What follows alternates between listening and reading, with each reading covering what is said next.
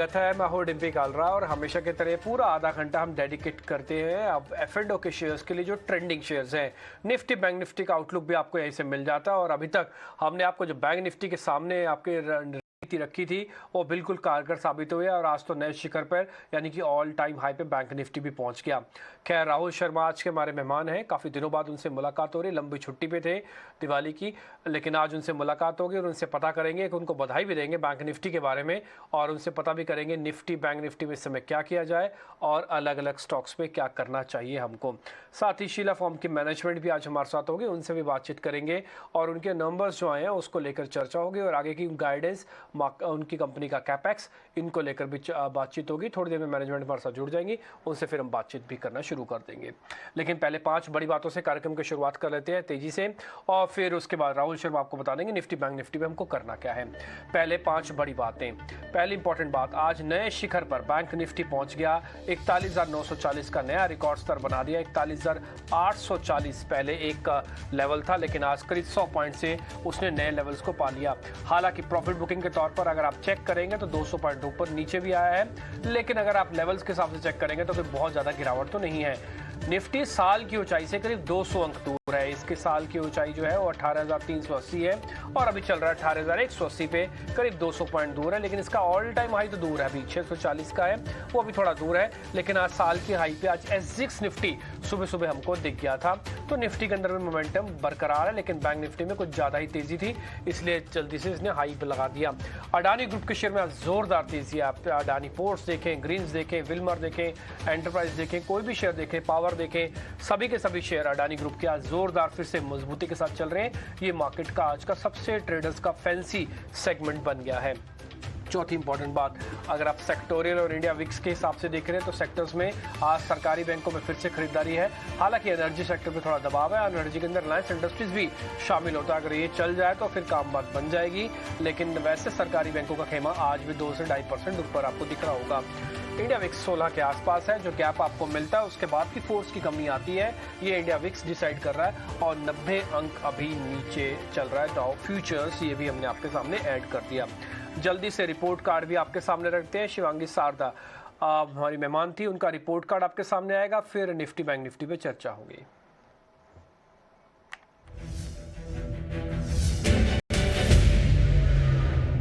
देखेंगे तो Nifty bank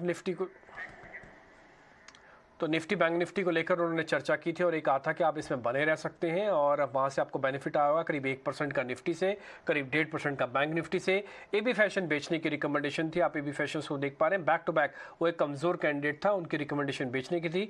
3% तक का रिटर्न आपको आया होगा। ये हमने सोमवार के भाव है आपके सामने लिख दिए और अपनी स्क्रीन पर भी आप देख पा रहे हैं। तो Nifty, bank Nifty, AB fashion, इक्का दुक्का कोई और शेयर हमारे से डिस्कस हुआ होगा तो उसके या तो लेवल्स नहीं लगे या तो उसका स्टॉप लॉस नहीं लगा, उसको बीच में छोड़ दिया। कोई भी शेयर कम से कम 1 से 1.5% की तेजी में या बढ़त में आ जाता है, उसको अपने रिपोर्ट कार्ड में हम शामिल कर देते हैं। खैर, आज के मेहमान राहुल शर्मा हमारे साथ जुड़ चुके हैं, उनसे पता करते हैं कि निफ्टी बैंक निफ्टी पे क्या किया जाए और बैंक निफ्टी की उनको बधाई भी देते हैं। राहुल जी, बहुत बहुत शुक्रिया, थैंक यू वेरी मच आज समय देने के लिए। पहले तो आपको बैंक निफ्टी के नए रिकॉर्ड स्तरों पर पहुंचने के लिए बहुत बधाई। आप उन चुनिंदा मेहमानों में से एक थे जो कि भारतीय बाजार पे काफ़ी बुलिश थे और आप ये भी कह रहे थे कि डीकपल होकर चलेगा बाजार, ज़्यादा घबराने की चिंता करने की जरूरत नहीं है, ये तो उल्टा मौका मिल रहा है अगर कोई गिरावट आ जाए तो। इसके लिए आपको बहुत बधाई, आपके कॉन्फिडेंस को, आपके कन्विक्शन को। सर, रियल टेस्ट अब शुरू होने वाला है एक्चुअली में। अभी हमने नया हाई तो बना दिया, इसके बाद प्रॉफिट बुक करें के और चलेगा, ये है मेरा पहला क्वेश्चन। और दूसरा, जो निफ्टी और बैंक निफ्टी में थोड़ा आगे पीछे हो गया है ना, ये तो एक कैचअप रैली निफ्टी में भी आएगी या फिर निफ्टी थोड़ा पीछे रहेगा सर? जी नमस्कार डिब्बी जी, आपका बहुत बहुत धन्यवाद, खास करके व्यू को याद रख के शो पे दोबारा हाईलाइट करने के लिए। देखिए, काफी अच्छा लगता है जब कोई व्यू देते हैं और व्यू के हिसाब से मार्केट चलता है, लोगों के पैसे बनते हैं। और खास करके जब दिवाली जैसा एक इम्पोर्टेंट इवेंट था जहां पर हमारी लाइव्स में कहीं ना कहीं बहुत ही इंपॉर्टेंट रहता है ये फेस्टिवल, और इस फेस्टिवल में मार्केट ने बहुत ही अच्छा टर्न अराउंड दिया फेस्टिवल के पहले। इनफैक्ट जो हमने दिवाली पिक्स आपके साथ शेयर की थी, काफी सारे स्टॉक्स ने दिवाली पे इनफैक्ट प्रॉफिट बुकिंग करने का भी मौका दिया। हालांकि हम प्रॉफिट बुकिंग रेकमेंड नहीं कर रहे अभी, लेकिन मार्केट का मूड और माहौल ये कुछ ऐसा है। मेरे हिसाब से आज के सेशन में निफ्टी के अंदर जो डेटा बिल्टअप हुआ है वो क्लियरली बता रहा है कि कंसोलिडेशन है, थोड़ा थोड़ा रेंज बाउंड मूवमेंट है। मेरे हिसाब से ज्यादा कहीं बड़ा मूवमेंट यहाँ पर आता हुआ नहीं दिख रहा है। हो सकता है कल की जो एक्सपायरी है उसमें थोड़ा टाइम डीके जो प्रीमियम डीके है वो करने की यहाँ पर कोशिश जारी है। दोनों साइड में कॉल्स में, पुट्स में, दोनों साइड में हमें राइटिंग देखने को मिल रही है। जहाँ तक लेने के लेवल्स है, मेरे ख्याल से 18,100 का अगर लेवल निफ्टी में आता है, तकरीबन 90 पॉइंट नीचे है स्पॉट के हिसाब से, तो लेने के लेवल्स बनेंगे। 18,000 का क्लोजिंग स्टॉप लॉस लगाकर लीजिए और मुझे लगता है 18,500 तक के लेवल्स निफ्टी के अंदर नवंबर सीरीज में टेस्ट होने चाहिए। हो सकता है ग्लोबल मार्केट सपोर्टिव रहे तो 18,500 का लेवल निकल जाए और नया ऑल टाइम हाई कहीं न कहीं निफ्टी जाके लगाए। तो निफ्टी इंडेक्स में बायस जो है वो पॉजिटिव है। जहाँ तक बैंक निफ्टी का सवाल है, बैंक निफ्टी में भी सिमिलर डेटा है, जहाँ पर दोनों साइड में ऑप्शन राइटिंग आज के सेशन में की जा रही है। बैंक निफ्टी में जो लेने का लेवल है वो 41,300 का है। तो तकरीबन 500-600 पॉइंट बैंक निफ्टी नीचे में आए तो वहाँ पर लेने की चेष्टा करें। मेरे हिसाब से जो 4900 का लेवल है, बहुत इंपॉर्टेंट सपोर्ट का काम करेगा। 4900 के स्टॉप लॉस से बैंक निफ्टी में भी लॉन्ग की राय रहेगी। तो बाय ऑन डिप की रणनीति रखिए। मेरे हिसाब से अगर डिप आता है तो डिप में फ्रेश बाय कीजिए और तब तक मेरे हिसाब से इंडेक्स पे ना फोकस करके स्टॉक स्पेसिफिक रह के आप यहाँ पर बाजार में पार्टिसिपेट करके चल सकते हैं। ओके ठीक है, आप ये भी बात आप बिल्कुल ठीक कह रहे हैं कि वैसे तो इंडाइसिस तेज़ है, आपको लगता है कि बैंक निफ्टी 42,000 आएगा। आज इसका फ्यूचर्स का हाई 42,000 के ऊपर का लगा हुआ है और दूसरा 40,900 के आसपास आप एक स्टॉप भी दे रहे हैं, यानी कि कोई डिप मिल जाए तो फिर आप बैंक निफ्टी में हाई कीजिएगा। लेकिन अगर आप वैसे रिस्क रिवॉर्ड चेक करेंगे ना तो निफ्टी के अंदर आपका ज़्यादा रिस्क रिवॉर्ड अच्छा होगा। बट एक ही चीज़ की प्रॉब्लम है, क्योंकि वॉलिटिलिटी इंडेक्स फिक्स जो है 16 के नीचे आया हुआ है, इसलिए आपको जो गेन मिलता है सिर्फ गैप के साथ मिलता है। ये 18,500 तक का टारगेट है, 18,000 का स्टॉप लॉस है। कहने की बात यहाँ पे ये है कि 350 रुपये आएंगे और 150 रुपये जाएंगे तो रिस्क रिवार्ड आपका कम से कम 1:3 का बना हुआ है। लेकिन कोशिश कीजिएगा, अगर आप सेफ्टी और बिल्कुल वैसा बैलेंस चाहते हैं तो फिर निफ्टी ठीक है, अदरवाइज नहीं तो बहुत सारे स्टॉक्स हम इसी कार्यक्रम में राहुल जी के साथ डिस्कस करने वाले हैं, आप उसको नोट भी कर लीजिएगा। राहुल जी, मैं अभी आपके साथ शेयर के सिलसिले को शुरू करूंगा, लेकिन इस बीच मेरे साथ एक बेहद बेहतरीन कंपनी है शीला फॉर्म्स, उसकी मैनेजमेंट के तौर पर कंपनी के सीएमडी राहुल गौतम आज हमारे साथ वो भी जुड़े हैं। उनका नाम भी राहुल है और आपका नाम भी राहुल है। राहुल जी बहुत बहुत शुक्रिया, थैंक यू वेरी मच आज समय देने के लिए। अच्छा लगता है आपसे बातचीत करके हमेशा की तरह। सर इस बार मैं नंबर देख, थैंक यू सर। सर मैं जिस बार नंबर आपके देख रहा था ना, हालांकि मेरे को तो पूरा यकीन था कि इस तरह के खराब थोड़े कट्स नहीं आएंगे। हाँ ठीक है, कॉस्ट प्रेशर था, लेकिन सर आपको नहीं लगता कि ये वन टाइम एडजस्टमेंट्स होगा, क्योंकि सेल्स में भी डिप आया है, मार्जिन्स में भी डिप आया और प्रॉफिटेबिलिटी में भी डिप आया है। ये सारी बुरी खबरें सर इस बार के रिजल्ट्स में होगी एडजस्ट या फिर आगे भी पास ऑन होंगी सर? ये नहीं, पहली बात तो धन्यवाद मुझे बुलाने के लिए। और मैं यही कहूंगा कि हमारे सेक्टर में, खासतौर रॉ मटेरियल्स में और मार्केट्स में इतनी अनसर्टेनिटी और इतनी वॉलेटिलिटी है कि एक क्वार्टर को देख के और किसी नतीजे पे पहुंचना ये ठीक नहीं है। अगर हमको चेक कंपेयर करना भी है तो पिछले साल से तो पूरा H1 का रिकॉर्ड देखें और H1 का इस बार का देखें, तो देर जो टॉप लाइन है वो करीब 15% ग्रो करी है इस बार, और इसी तरह से प्रॉफिट भी ग्रो करा है। तो सब चीज खराब है ऐसा नहीं लगता। असल में पिछले साल का जो Q2 था उसकी परफॉर्मेंस बहुत अच्छी थी, क्योंकि Q1 बिल्कुल बंद था। इसीलिए मैंने कहा कि एक पूरा H1 हमको देखना चाहिए और उसके हिसाब से ठीक है, बेहतर हो सकते थे और रिजल्ट्स, लेकिन जहां पर हैं वो बिल्कुल ठीक है। इस बार जो हमारा जो इंडस्ट्री है वो थोड़ी शादी ब्याहों से भी संबंधित है, तो थोड़ी शादियां थोड़ी डिलेड हैं, अब होंगी, उसके बाद में होगा।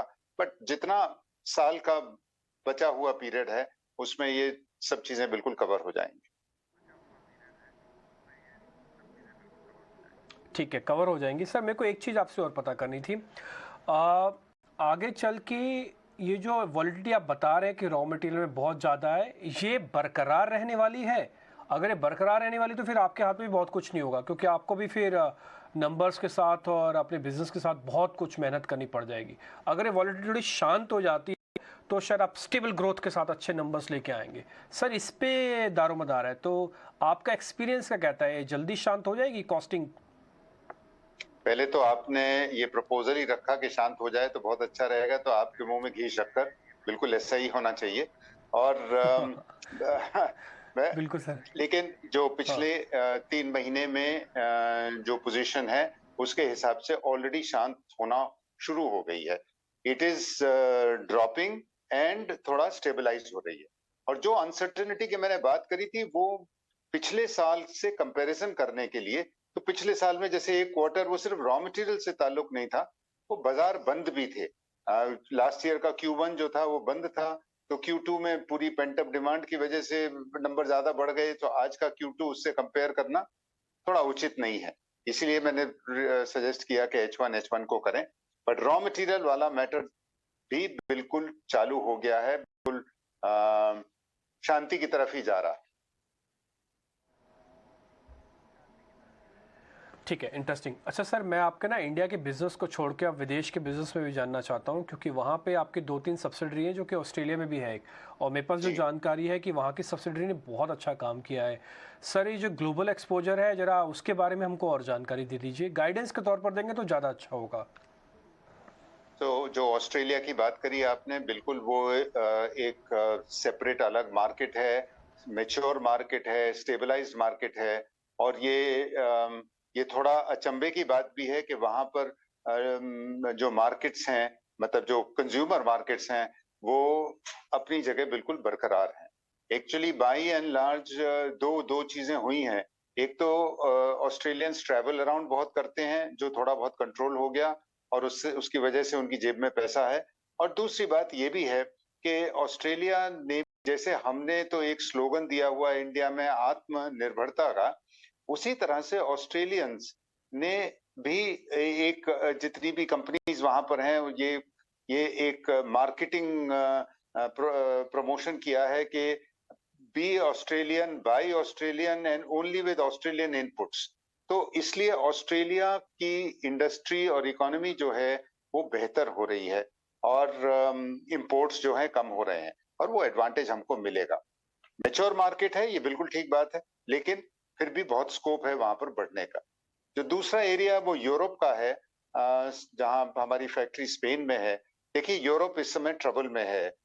टोटल हमारे सेक्टर में तो करीब 30% का गिराव है, जो बिकॉज कंज्यूमर्स जो हैं वो अपना पैसा और चीजों में खर्च कर रहे हैं, एनर्जी में खर्च कर रहे हैं, विंटर आ रहा है, इन सब चीजों में तो गिरावट है। हमारी फिर भी 17%, 18% की आसपास की गिरावट है, बट ये भी कवर हो जाएगा, बिकॉज जो लेटेस्ट न्यूज मेरे पास में आई है उसमें ये है कि इस बार विंटर से जैसी उम्मीद थी कि बहुत बुरा होगा, वैसा कुछ नहीं। गैस के उनके जितने स्टोरेज टैंक्स हैं वो सब भरे हुए हैं, बल्कि ships containing gases from Europe is already standing, उनको मतलब वो खाली नहीं कर पा रहे हैं। और इस बार कुछ विंटर भी हल्का है अभी तक, देयरफॉर मुझे लगता है कि ये विंटर का जो जितना डर था या भय था, उससे बहुत कम इम्पैक्ट पड़ेगा, जितना होना चाहिए था, इतनी एक्सपेक्टेशन थी। तो ये भी अपनी जगह बिल्कुल बरकरार रहेंगे। और हमारा तो देखिए यूरोप सबसे बड़ा मार्केट है फोम और फोम प्रोडक्ट्स के लिए, और उसमें हम जहां पर हैं वो हमारा 1-1.5% का कंट्रीब्यूशन है। तो मार्केट अगर थोड़ा श्रिंक भी करते हैं तो भी हमारा स्कोप विद आवर टेक्नोलॉजीज, हमारा जो एक्सपीरियंस है और जो इंटरकॉन्टिनेंटल हम एक दूसरे की मदद करते हैं, हमारा स्कोप अभी भी बिल्कुल बरकरार है उसको करने में। ठीक है राहुल जी, बहुत शुक्रिया, थैंक यू वेरी मच आज समय देने के लिए। Thank you, कॉस्टिंग वाली thank you, बात में thank you. आपने मेरे से कहा कि मेरे मुंह में घी शक्कर, तो मैं यूरोप वाले बिजनेस के लिए मैं आपको बोलूंगा कि आपके मुंह में घी शक्कर, क्योंकि अगर वहां से Thank you. बिजनेस ठीक हो जाता है तो फिर इस कंपनी की बैलेंस शीट से बिल्कुल, नंबर्स बिल्कुल। बहुत शानदार आएंगे। सर बहुत शुक्रिया जी, sir, thank you thank you. Very much, thank you very much, thank you. खैर आगे बढ़ते हैं, आप जरा वायदा बाजार की तरफ वापस लौट आते हैं। राहुल जी हमारी कर रहे हैं दूसरे रवाले, राहुल जी हमारी कर रहे हैं वेट। राहुल जी, शेयर्स के सिलसिले को शुरू करें तो पहले तेजी वाले शेयर्स आपकी स्क्रीन पर लेके आ रहा हूं मैं।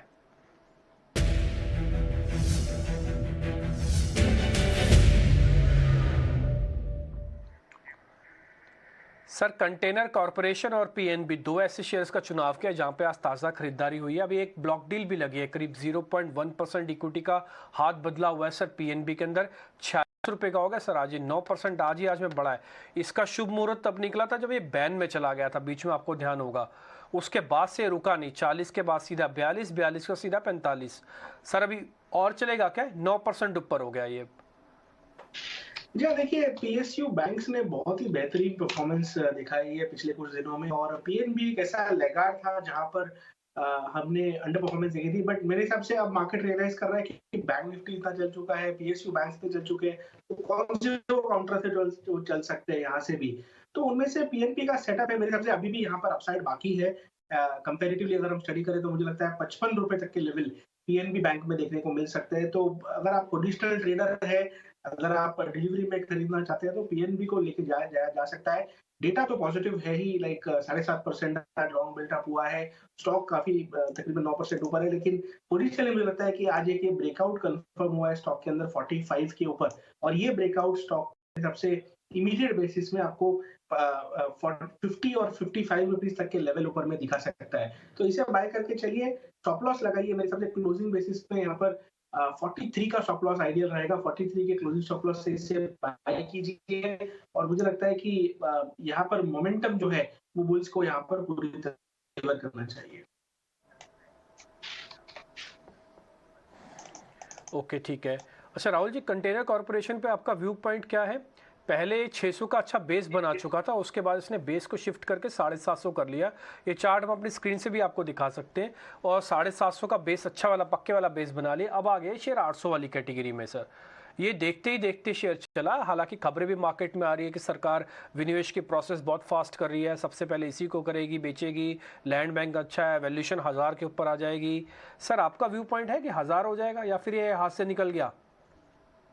देखिए, मोमेंटम ट्रेडर्स को ज्यादा लाभदायक हो सकता है कॉनकॉर, क्योंकि यहाँ पर एक लाइक अगर डेली चार्ट से अगर हम देखेंगे तो पुल एंड फ्लैग पैटर्न का ब्रेकआउट है, और आज के दिन बहुत ही अच्छे वॉल्यूम्स के साथ ये ब्रेकआउट हमें देखने को मिल रहा है। अब अगर मैं थोड़ा सा जूम आउट करके बर्ड्स आई व्यू लूं, तो ये स्टॉक तकरीबन जून 2021 से कंसोलिडेट कर रहा था, जैसे आपने ठीक कहा, बेस बनाकर अब ये नए बेस की तरफ जा रहा है। तो मेरे हिसाब से 800 के ऊपर इसमें नई ट्रेजेक्टरी शुरू हुई है, नया एक तरह से ऑर्बिट शिफ्ट हुआ है स्टॉक के अंदर, और मुझे लगता है कि यहाँ से ट्रेंड जो है वो तो ऊपर का ही है। तो यहाँ पर एज ए ट्रेडर आप इसे बाई करके चल सकते हैं। स्टॉप लॉस मेरे हिसाब से 780 का यहाँ पर आइडियल रहेगा, और इमीडिएट बेसिस में मुझे लगता है कि 880 से लेके 900 रुपए तक के लेवल्स आपको कॉनकॉर में देखने को मिल सकते हैं। और अगर हम थोड़ा सा बड़ा व्यू ले, अगर आपका 3 महीने का व्यू हो, तो मुझे लगता है कि अब जो 1000 रुपए की बात कर रहे हैं वो भी यहाँ पर बिल्कुल संभव है। तो दोनों पोजिशनल डिलीवरी के हिसाब से भी और ट्रेडर के हिसाब से भी मुझे लगता है कि सारे टर्म्स में ये स्टॉक का सेटअप बहुत ही बेहतरीन है, और यहाँ पर 780 के स्टॉप लॉस से बाय करने की राय रहेगी। ठीक है, 780 का एक स्टॉप लॉस लगाइएगा, और आप बाय भी करना चाहे तो पहले 880 भी स्लैश डाल के हम 1000 का लेवल भी डाल देते हैं। अगर जिनके पास कुछ खबर हो, इनसाइडर न्यूज़ हो, तो कहाँ तक जा सकता है। देखिए, शेयर जब ड्रैग करता है ना, न्यूज़ और पॉलिसी की बेसिस पर बहुत तेज़ चलता है।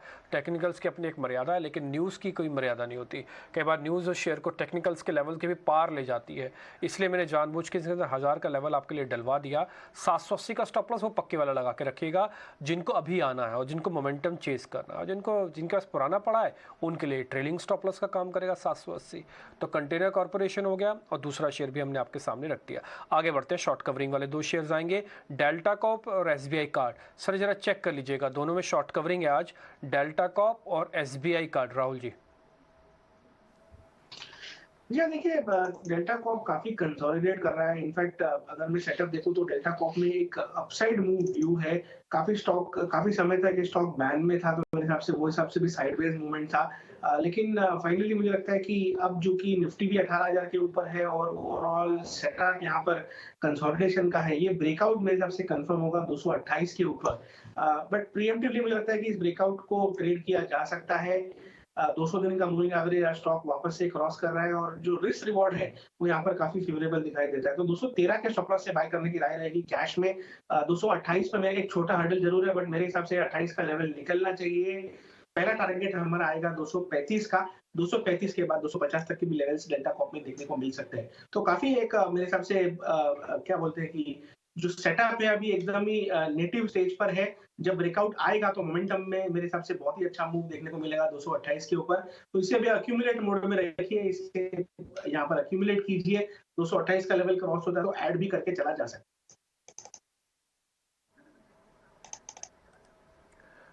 228 का लेवल होगा, एक बार आप इसको ऐड भी कर सकते हैं। आपके लिए लेवल्स आ जाएंगे 235, 250 तक के लेवल्स हैं।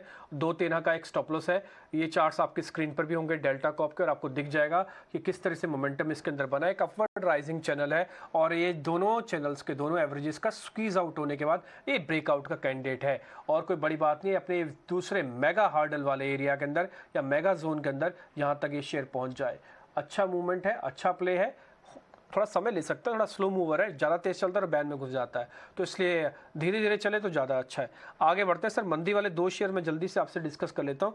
जुबिलेंट फूडवर्क टूट गया सर, एक बार जरा इसको चेक कर लीजिएगा। अपोलो टायर्स के अंदर भी प्रॉफिट बुकिंग हुई है, स्ट्रक्चर अच्छा हो सकता है बट प्रॉफिट बुकिंग हुई है।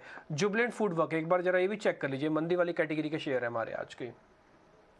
आई थिंक जुबिलेंट फूड का सेटअप लाइक बेरिश सेटअप के हिसाब से ज्यादा बेहतर दिखाई देता है, बिकॉज एक राइजिंग वेज पैटर्न यहाँ पर था, और इतना मार्केट में तेजी आने के बाद भी ये स्टॉक जो शॉर्ट टर्म मूविंग एवरेजेस यानी कि 10 और 20 दिन के मूविंग एवरेज है उनके ऊपर टिक नहीं पाया।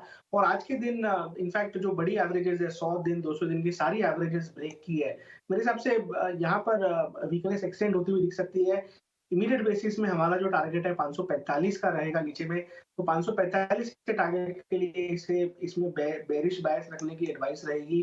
आप इसमें एक स्टॉप लॉस के तौर पर मेरे हिसाब से 600 का स्टॉप लॉस लगाइए। थोड़ा रिस्क रिवॉर्ड 1:2 का नहीं है, बट जो हिसाब से तेजी के मार्केट में यहाँ पर मंदी देखने को मिल रही है, क्लियरली यहाँ पर एक ब्रेकडाउन आज कंफर्म हुआ है अच्छे वॉल्यूम्स के साथ में। तो बेरिश बायस अगर कुछ रखना है तो आई थिंक जुबिलेंट फूड में रख के चला जा सकता है।